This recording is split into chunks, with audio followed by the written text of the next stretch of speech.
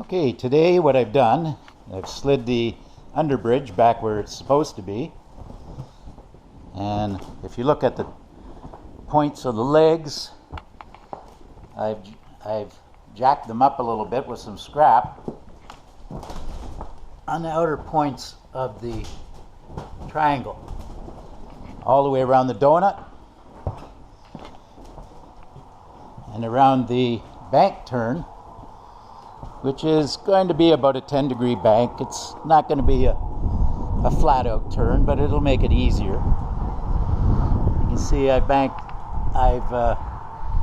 got these jacked up a little higher, just with whatever's laying around, bits of 2x4 or whatever. I've already started bolting it together. The nice thing about this design is you pull these straightaways together to make that bank, but you push these straightaways apart to make the donut banked and the slight bank that's going to be on both of these corners. So in other words, you can't make a mistake on this track.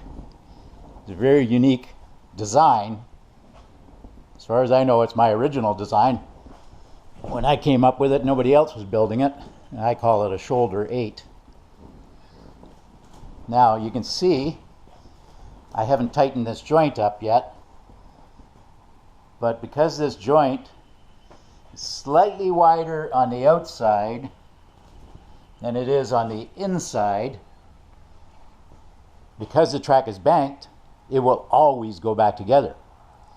Now if you're building a track, not just this type of track, but any track, and you get to the last joint and you're trying to put it together and you have a big gap on the inside and hardly any gap on the outside, you've made a mistake. And that track is not going to go together properly. What will happen if you do get it together, it'll cause a buckling here, or worse, somewhere in the middle of the bank.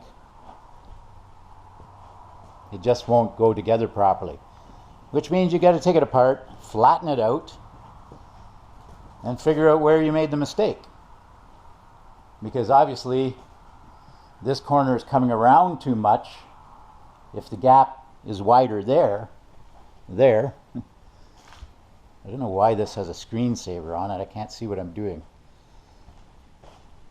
So you're going to have to take some of the turn out here, which I will explain sometime how to do it. Basically, because it is a offset routed track, what you have to do is take a slice out of the middle of it if you've got too much track. So you have to flatten it all out, find your center, and then figure out a spot where you can take a small slice out of the middle. And then the slots will actually line back up. And if you do it right, nobody will notice. But it's a lot of work. So anyway, that's where we're at today.